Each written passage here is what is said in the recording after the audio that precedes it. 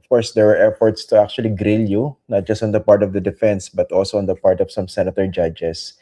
Pero overall, what do you think of your testimony? Na-establish ba or na-meet the objectives na talaga inilatag ng prosecution?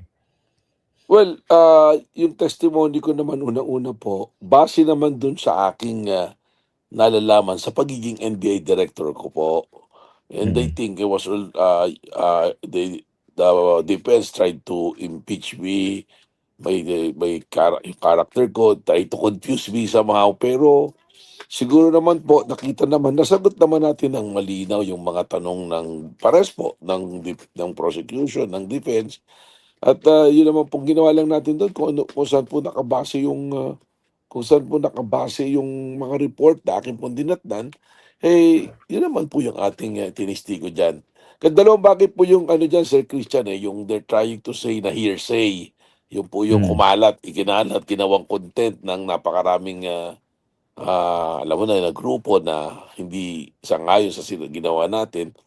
Pero yung hearsay rule is not absolute Alam naman po ng mga abogado yan at na nakakaintindi sa batas na ang hearsay may exemption po dyan. At ang isang exception dyan sa hearsay rule, kung ikaw po yung custodian nung mga records, mga dokumento, because of your position. Sa lugar ko Mm. nga po bilang NBI director, yung mga ipinasa po sa ating report, yung mga affidavit of investigation at mga kalakipan nito mga dokumento, being the custodian na po noon, being the NBA director, ay lumalabas po na hindi po maaaring masabi na hearsay yon.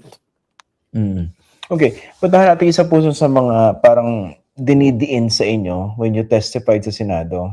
Yung parang pinapalabas ng iba na merong favoritism or selective investigation na ginawa yung NBI, na pinaniwalaan nyo lang yung threat ng Vice President against three people, pero hindi nyo naman daw pinaniwalaan o sinilip man lang yung banta naman di umano against the Vice President. So for the record, did you investigate that part, yung supposed threat ng the Vice President, and did they cooperate? Meron pong, doon nga po I'll go back doon sa report po sa atin, sa investigation report, 2 beses pong pinadalahan ng sabina ng NBI ang Vice Presidente at hindi po siya dumalo at ang dumalo lang yung nagpadala lang ng affidavit po yung kanilang abogado. So ganun po yung pangyayari diyan. At narinig naman din po natin sa sa interview po ng dating director, si Director Santiago, na they try to ask the participation of the Vice President para maimbestigahan. Wala naman pong pagdalo na ginawa. Mm. Kaya nga, parang siguro sa prangka usapan, Director Matibag, no? Meron ba talagang threat sa Vice President? O baka naman binanggit lang niya yan to justify the threat that she issued against three people? Unang-una po, Sir Christian, wala naman tayong narinig o nabalita na pagbabanta na nanggaling po sa kung kanino man Lalong-lalo na po doon sa mga 3 taong kanyang binantaan. So malinaw po na-establish yun na siya lang naman yung nagsabi ng pagbabanta at nagsabi ng pagpatay at may kinausap na mamamatay para patayin yung mga taong kanyang binabanggit po. Mm. Malinaw po yun Nakita po natin yun doon sa presentasyon po doon sa yung 3 testigo nga po na inyong binanggit. Mm. At saka yung ano, no, yung punto na, 'di ba, impeachment trial yung pinag-uusapan dito. But a big part of the proceedings was devoted to discussions on whether meron ba kayo na i-file na kaso sa korte o kaya meron ba talaga na-establish na crime committed. Yeah, help us distinguish that kasi medyo nalilito yung mga tao dun Yeah. Parang sinasabi ng iba, wala namang kaso sa korte, bakit nyo ini-impeach? At ba't nyo in-impeach using this? Okay. Una-una po, may kaso pong nakapile, 2, nasa DOJ. Proseso po yan mag-iimbestiga ang investigating agency, NBI in this case. Pag nakita po na meron dapat ikaso, magpapile ng kaso sa DOJ or sa city prosecutors po kung saan naangkop. So may 2 po nakapile ngayon. Yung po hinihintay natin na resolution, yung po sa inciting to sedition, tsaka po yung grave threat. So ang findings po ng NBI dyan, base doon sa report, kumpleto yung elemento ng 2 kasong yon. Kaya nakasampa na nga po yan sa Department of Justice at nag-aantay po ng resolusyon. Pag nakita po ng Department of Justice na kailangang i-file ito sa korte, ang Department of Justice po ang magpapile ng kaso na yan. So yun po Hmm. yung criminal aspect yan. Ngayon, kung maalala niyo po, dito nga ako tinanong na sabi, wala pa naman kayong nahuli na kinausap talaga. Although Mm. sinabi natin may persons of interest. Doon po yung pagkakaiba na ang sagot ko nga, tinanong ako na kung may mahuli ba kayo, magpapile ulit kayo ng impeachment. Sabi ko hindi na po kailangan. Dahil yung betrayal of public trust, dito ngayon pa lang napatunayan na doon pa lang sa mismong pag-amin niya. Yun po yung tinatawag na extrajudicial admission. Mm. Ginawa niya pong public, inamin niya na mayroon siyang kinausap na mamamatay tao para patayin ng presidente. At sinabi pa nga niya na pumayag na yung kinausap niya.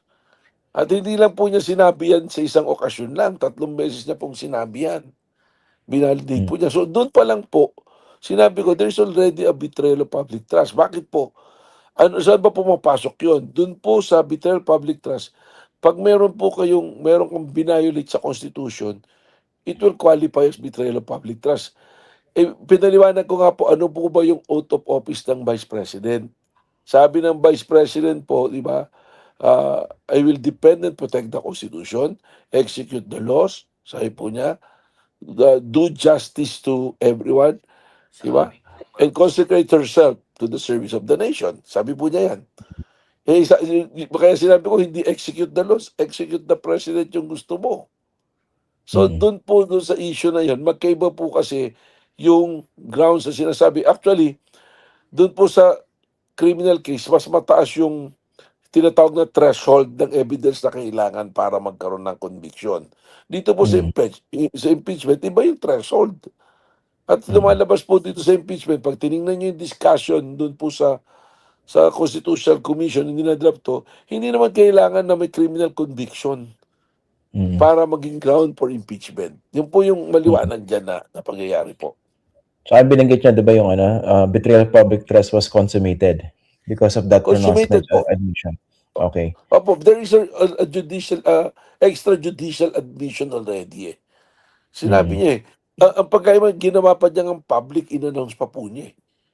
Oo. Siguro, Eh, tsaka at yung galit niya, mm. doon po pupasok na dahil sa galit niya, hindi niya pa napigilan na i-telegraph niya yung balak niyang gawin. Ganun po Mm. yung analysis natin dyan. Dun sa cross-examination sa inyo, a lot of people notice, siguro for lack of a better term, I would describe it as a light bulb moment on your part. 'Di ba tinanong kayo tapos parang nag-thank you kayo? Parang Opo. tama ba? Yung sa opening, to explain that further? Opo, kasi yun po yung pinag-uusapan eh. Tapos tinanong po sa akin. So nung tinanong sa akin yun, parang, ito na yung opportunity, ma-explain natin. Ito po Mm. pinag-uusapan natin, ito pinapaliwanag ko na to. Para teka, bakit itinanong sa akin to ng depensa? So binigyan ako ng pagkakataon na ma-highlight pa ito, although during the direct examination, na itanong na po sa akin to eh. Nasabi ko Mm. na. Pero dito po, dahil kaya kung mapansin nyo, yung defense counsel mismo, nung sumagot ako, first time ko po nakakita, nagtanong, yung defense counsel, yung nasagot mo, gustong ipatanggal sa records yung naging kasagutan mo. Oo nga, parang pero touch move na yun eh. Wala. Hindi, maganda po. Alam niyo po, napakaganda nung pag-preside po ni Senator Cheese kasi tama po, malinaw po eh. Sinabi niya Oo. na ganun.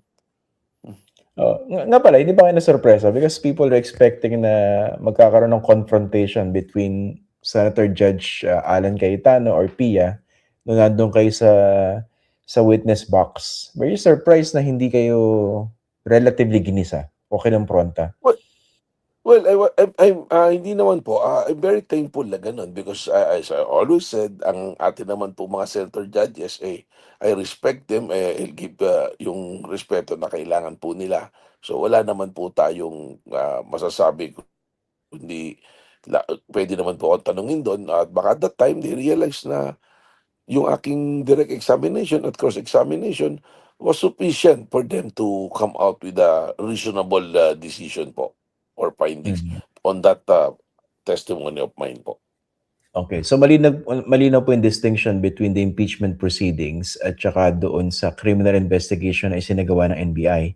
And then some of the senators are also pursuing that question as to whether you were able to identify or how close you were to identifying the gunman. Tama po. Tama po. You're still pursuing that, no? Pero nagbigay ka ng time Opo. frame eh. Pero how likely is course. that na ma-identify Of niyo yan? course, ang sabi ko nga po, given siguro a period of up to 3 to 6 months po, ay mahanap po namin. Although, dire-diretso po yan. And even yung task force po na tinayo namin, regularly nagmi-meeting po para po ma-address namin ito. Kasi it's no longer the issue of impeachment para mahanap natin yung tao na yun, but it's already the issue that we have to address yung aming pong mandate to protect yung presidente po, yung safety ng presidente. And I have explained it already na yung pong threat sa presidente already transcends to the issue of national security, because any threat to the president is a threat to the national security, kasi yung threat po na yan, nagdudulot siya ng ano po, ng kaguluhan, ng destabilisasyon, ng yung hindi po pagkakasundo-sundo na kailangan po nating ma-address immediately.